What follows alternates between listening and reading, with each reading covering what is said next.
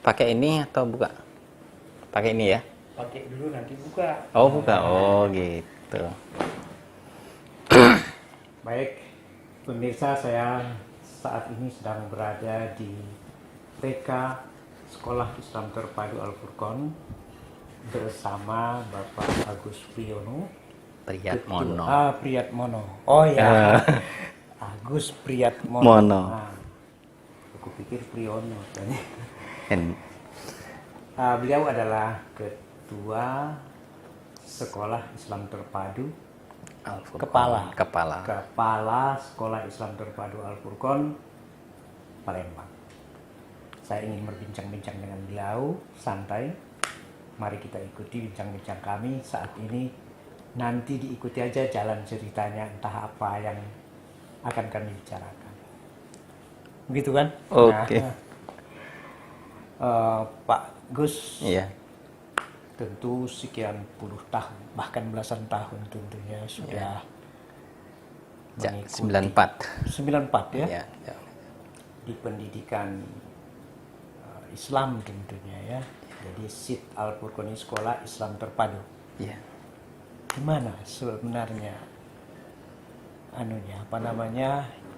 baik irama sekolah, kemudian mutu sekolah di Indonesia saat ini, terutama yang ada sekolah Islam terpadu ini kan, terutama orang seringkali berpandangan yang tidak baik, tapi ada juga orang yang menuntut anak-anaknya supaya sekolah di sekolah Islam terpadu tentunya. Jadi ini menjadi perlu untuk diketahui semua masyarakat secara luas. Oke. Iya. Santai aja. Iya, alhamdulillah. Bismillah. Jadi sekolah Islam terpadu ini melengkapi, ya, kalau bahasa kita itu melengkapi sekolah-sekolah Islam yang sudah ada. Jadi yang sudah mendahului kita di antara misalnya Muhammadiyah, kemudian Al-Wasilah, Nahdlatul Ulama dengan ciri khas pesantrennya, kemudian Al-Azhar dengan ciri khas yang luar biasa.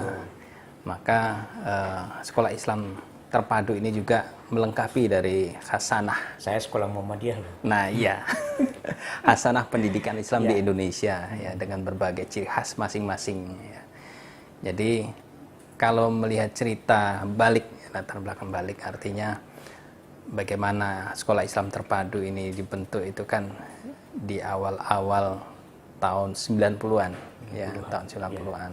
Kisarannya 90. Kisaran itulah. Jadi artinya mulai memunculkan ide bagaimana bukan berarti yang lain lemah dan tidak, tapi saling melengkapi. Ibarat bangunan itu kan ada ciri khas masing-masing. Saling melengkapi, saling memperkuat bentuk bangunan Islam itu sendiri, khususnya di bidang pendidikan. Ya, maka sesuai dengan perjalanan ini tahun 2001. Kalau misalnya dilihat perjalanan dari tahun 90 awal sampai tahun 2001 kan sudah 30-an tahun ya. 2021. 2021 maksudnya? Iya, sekarang ini 2021. Dari tahun sekitar tahun 90, anggap aja 90, artinya sudah 31 tahun perjalanan itu ya, dengan berbagai macam sama dengan usia saya di Palembang. Oh, subhanallah. Saya perantau. Masih merantau juga ya? Perantau ketika di Jogja. Oh iya. Balik lagi kampung. Balik kampung. Palembang ya. Kampung kelahiran. Jadi seperti itu. Nah, jadi perjalanan yang luar biasa ini dan berbagai macam ujian-ujiannya yang jelas. Tentu. Nah, kalau sekolah Islam terpadu ini kan memiliki ciri khas sendiri juga kan. Artinya bagaimana pendidikan umum itu dipadukan dengan pendidikan keislaman, ditambah lagi dengan belajar Al-Qur'annya.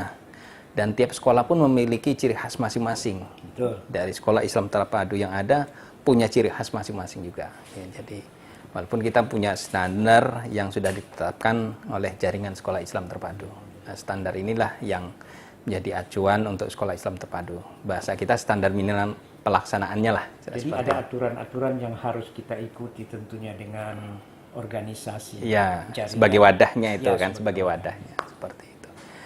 Ya, jadi bagaimana pengelolaannya, bagaimana SDM-nya. Nggak boleh jalan sendiri berarti ya? Ya, ada koordinasi, kerjasama dan sebagainya, tetap ada. Walaupun Walaupun manajemen masing-masing mungkin masing-masing ciri-ciri, menjalani, ya, ciri-ciri menambahkan. Ibaratnya taman itu kan ada bunga, tambah bunga Ya, ini, tambah bunga betul. ini. Kalau di Al-Furqan ya ada ciri khas Al-Furqannya Ya, seperti betul. apa, seperti itu.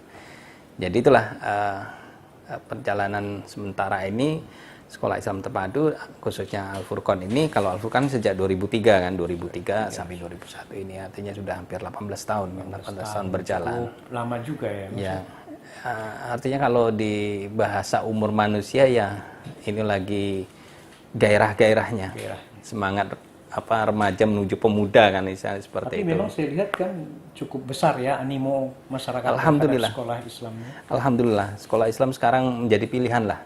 Hampir semua, baik sekolah yang sudah ada, selain IT juga, alhamdulillah, animo masyarakat sekarang kembali Apa yang kesadaran. membuat masyarakat kalau menurut Mas Agus? Kalau dilihat bisa jadi kegundahan para orang Mas tua. Agus ini dipanggil Guspri. Iya, Ya. kegundahan orang tua. Ya, satu sisi kegundahan orang tua. Jadi kalau bahasa Al-Quran itu jangan meninggalkan generasi yang lemah. Zuriatan di'afa. Surat An-Nisa, kalau saya surat An-Nisa ayat 9 ya, kalau tidak salah. Zuriatan di'afa. Jadi generasi yang lemah. Lemah dalam hal apa? Oke lah, kalau secara akal misalnya, kecerdasan akal, banyak sekarang yang cerdas. Banyak yang pintar. Tapi yang diwarnai dengan hati, ya, nilai-nilai keislaman, ruh ilahiyah, itu yang jarang. Ibaratnya kalau misalnya pinter otaknya, khawatir nanti minteri. Ya. Cerdas akalnya nanti khawatir ngakalin. Ngakalin. kalau bahasa Palembang ngotain. Ini. Bisa banyak kali kata-kata yang loncat-loncat nanti dari Mas Gus ini. Ya, silakan lanjut. Jadi itu kegundahan orang tua.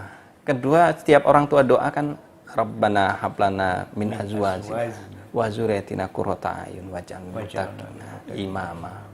Harapannya itu kan orang tua pingin punya anak yang itu mereka itu kedepannya bisa menjadi seorang anak yang qurrata a'yun.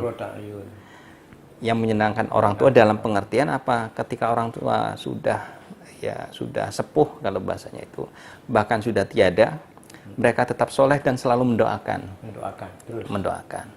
Kemudian perilaku mereka di dunia ya memiliki adab-adab. Karena sekarang ini kan banyak orang itu kehilangan adab, khususnya remaja-remaja. Tercabut akar budayanya. Betul. Kita ini budaya Melayu sebenarnya. Melayu identik dengan Islam. Dengan Melayu apa? Dunia Islam, dunia Melayu. Betul. Harusnya itu. Itu yang hilang. Hilang. Kalau di bahasa sini budaya Melayu, kalau di Jawa bahasa unggah-ungguhnya. Adab terhadap orang tua, adab bagaimana dia belajar, adab bagaimana dia bermasyarakat dan sebagainya. Ya karena itu tadi pengaruh ya perkembangan ilmu pengetahuan juga. Betul. Dipisahkan oleh kemajuan teknologi. Sebenarnya tidak disalahkan teknologi itu. Hanya saja alat kenapa kan harus dipisahkan ya antara gitu. Agama dengan teknologi. Nah itu tadi.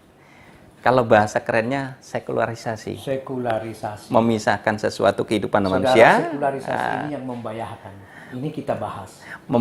Yang membahayakan karena apa? Memisahkan kehidupan masyarakat dengan nilai-nilai agama. Betul. Ini yang jadi masalah. Yang hilangnya warna kehidupan di masyarakat dari kehidupan yang berbudaya, khususnya orang-orang yang beragama. Kalau kita Islam. Karena semua agama kan intinya mengajarkan kebaikan-kebaikan, apalagi Islam kan. Jelas ini yang hilang ya seperti itu. Nah, kegelisahan orang tua ini makanya mereka semakin kuat keinginan untuk memasukkan anaknya ke sekolah Islam. Sekolah Islam. Terutama mereka-mereka yang mungkin dari kalangan ekonomi menengah ya ke atas ya. Karena kalau yang menengah ke bawah tentu dasar-dasar keislamannya dari orang tua mungkin masih kuat. Kalau kita di desa itu masih ada tempat di surau. Di surau. Seperti di Sumatera Barat itu anak-anak kalau sudah mulai akil balik tidak boleh pulang ke rumah kalau tidur. Dia Tidur harus di tidur masjid. di masjid. Iya, tidur di masjid. Di surau ya. Iya. Ya, makanya surau banyak di Sumatera Barat dan saya pikir seluruh daerah di Indonesia pun seperti itu. Iya. Ada ciri khas masing-masing. Masing-masing. Di Madura, Madura. di Jawa itu ya langgar, kan seperti itu. Masjid-masjid kecil musola, kadang mereka tidur di masjid. Sekarang mulai muncul lagi. Mulai muncul ma'had Quran. Anak-anak kadang-kadang ngaji Quran sana, paginya sekolah, sorenya belajar Quran, kadang mereka nginep di ma'had. Kan jadi ada apa keterkaitan mereka kembali ke agama. Jadi gitu. kalau Gus Pri merasa bahwa lebih cenderung kepada bagaimana mengembalikan adab, etika, perilaku dan mental anak bangsa ini dengan adanya sekolah-sekolah Islam ini sebenarnya itu yang paling utama sebenarnya ya. Bukan persoalan mau cerdas pintarnya saja bahwa itu perlu ya, tapi emotional question ya istilahnya. Kecerdasan ya, emosi sama kecerdasan religius. Ya, kira-kira seperti itu. Betul. Itu saja kah? Moga gitu ya. Oke pemirsa, itu saja mungkin perbincangan kita. Ini tahap pertama. Mungkin pekan depan kita akan ada tahap kedua, tentu yang lebih luas lagi. Itu saja mungkin. Sapa dulu. Gimana ya? Itu saja mungkin ya pemirsa ya. Kami sudahi dengan Assalamualaikum Assalamualaikum warahmatullahi wabarakatuh.